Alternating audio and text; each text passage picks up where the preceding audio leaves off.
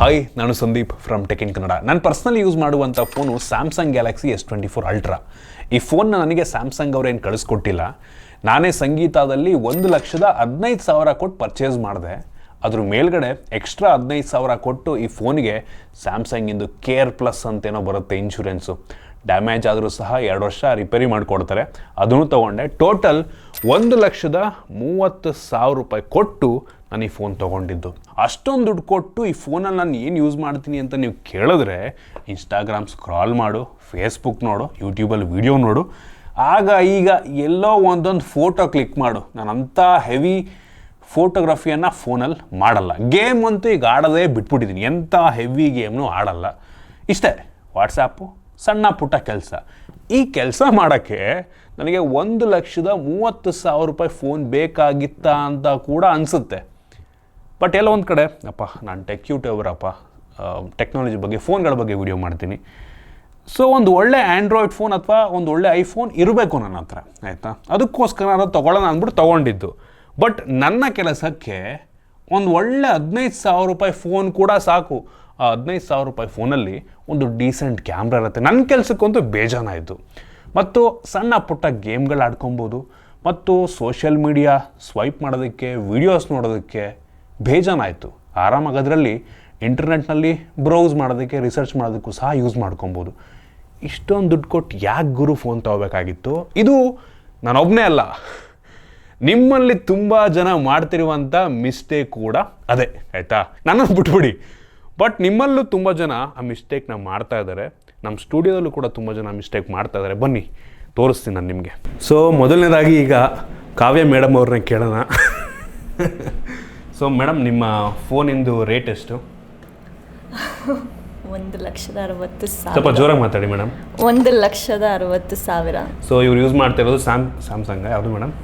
iPhone 15 Pro Max. So ಇನ್ಶೂರೆನ್ಸಿಗೆ ಎಷ್ಟು extra insurance ಬೇರೆ ತೊಗೊಂಡಿದ್ದಾರೆ? AppleCare plus. ಟೋಟಲ್ 1,80,000 ತಗೊಂಡಿದ್ದಾರೆ ಹೋದ ವರ್ಷ. ಈ ವರ್ಷ ಇದೇ ಫೋನ್ಗೆ ಲೇಟೆಸ್ಟ್ ವರ್ಷನಿಗೆ 15,000 ಕಡಿಮೆ ಆಗಿದೆ. ಸೊ ನಿಮ್ಮ ಫೋನಲ್ಲಿ ನೀವು ಏನು ಯೂಸ್ ಮಾಡ್ತೀರಾ ಮೇಜರ್ಲಿ? ಮಾಮೂಲಿ ಈಗ ವಾಟ್ಸಪ್, ಇನ್ಸ್ಟಾಗ್ರಾಮ್, ಯೂಟ್ಯೂಬ್ ಅಥವಾ ಚಾಟ್ GPT.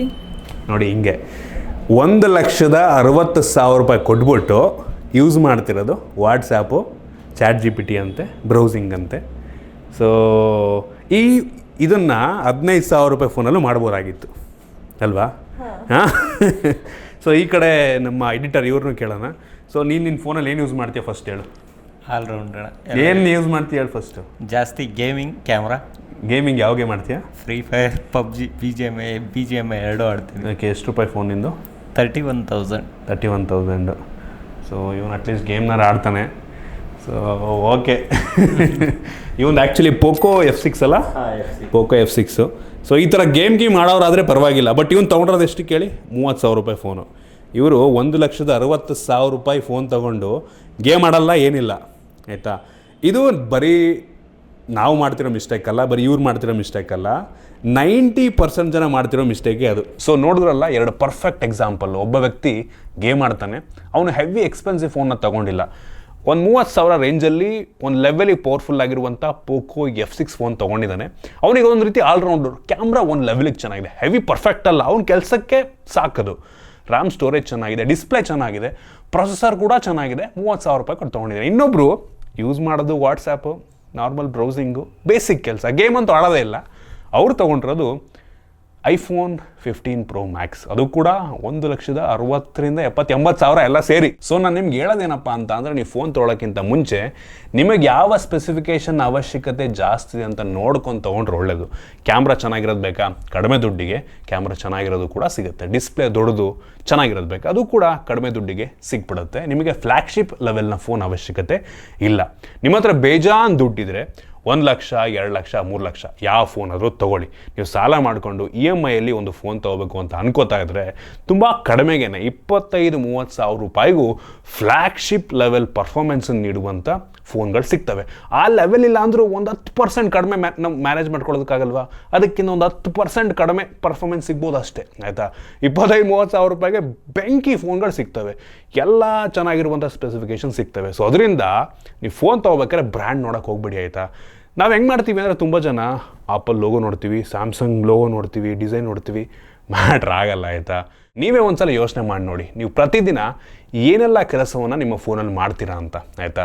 ನಿಮಗೆ ಅಷ್ಟು ಪವರ್ಫುಲ್ ಆಗಿರುವಂಥ ಅಥವಾ ಅಷ್ಟು ದುಡ್ಡಿನ ಫೋನ್ ಅವಶ್ಯಕತೆ ಇದೆಯಾ? ಇನ್ನೊಂದು ಸಲ ಯೋಚನೆ ಮಾಡಿ.